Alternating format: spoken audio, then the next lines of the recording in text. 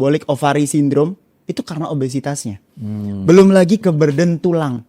Jangan salah, nambah 1 kilo aja tulang kita, either itu di lutut, di panggul, di tulang belakang, itu Semakin akan berat. ketambahan 4 kilo burdennya, Mas. Wow. So you can imagine lu nambah 10 kilo aja, 40 kilo lu bawa kemana-mana. Gokil. Ya, Gokil. belum lagi asam urat. Itu jadi akhirnya semuanya sekarang paradigmanya adalah obesity adalah mother of all diseases. Menarik. Bahkan WHO sendiri aja sekarang sudah tidak meletakkan obesity itu sebagai risk factor doang. 2022 aja dia udah ngomong bahwa ini adalah chronic diseases.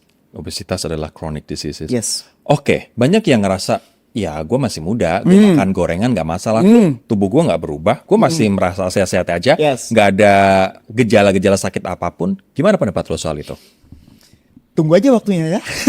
Akan ada waktunya. Dik? Akan ada waktunya. Sebenarnya nggak ada specifically misalnya gorengan itu langsung nyerang ke jantung doang atau misalnya ke gulanya doang atau misalnya ke apapun lah, name it.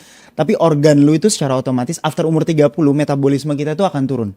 Ya. Jadi secara otomatis makanan yang kita makan ketika terlalu berlebih kalorinya akan disimpan tuh ke berbagai macam cadangannya termasuk di lemak-lemak tadi. Kalau kita tahu ya, lemak itu kan ada terdistribusi baik itu di subkutan, di visceral ataupun di ektopik. Ektopik itu masuk di organ-organ yang seharusnya itu bukan di organ tempatnya lemak. Ya.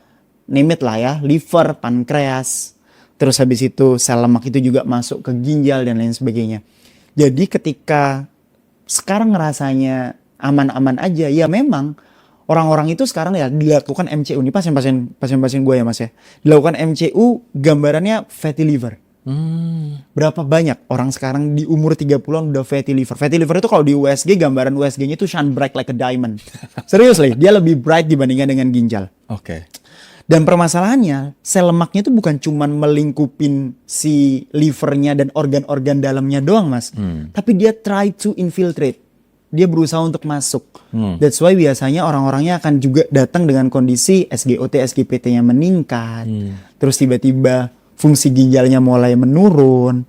Atau misalnya tadi terjadi resistensi insulin karena dia sudah masuk ke pankreas. Oke. Kayak gitu. Jadi tunggu tanggal mainnya, Tunggu tanggal bukan mainnya. berarti lo bisa makan Yes. gorengan sembarangan dan lo nggak ngerasa apa-apa. Karena itu akan bertumpuk gitu Benar, ya. benar banget. Tapi bagaimana dari pendapat, ya elah dok, gue kan lari. Gue kan rajin nge-gym, gue olahraga. Ya nggak apa-apa dong gue makan gorengan setiap hari. Sehari misalnya 10 biji. Wow. Oke, tubuh kita tuh bukan kayak pinjol ya. Lu utang berapa dibayar Dibayar dengan lari berapa. Sejujurnya kayak Iya, begitu iya, ya. iya. Tubuh kita tuh bukan hitung-hitungan kayak begitu sejujurnya.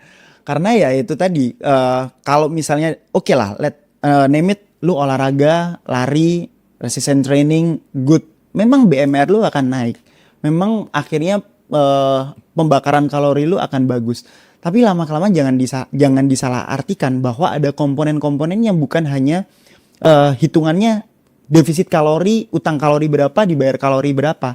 Tapi tadi Mas, LDL yang meningkat, kemudian trigliserid yang meningkat akibat gorengan dan akibat makanan-makanan yang tinggi kalori tersebut, itu yang nggak bisa hanya dibayar dengan kita lari doang. Begitu. Berarti penumpukan misalnya kolesterol di pembuluh darah tidak akan hilang begitu saja dengan kita olahraga. Exactly. Jadi ini contoh misalnya nih, ini gambaran gampangnya. Orang sudah ada penumpukan di pembuluh darahnya.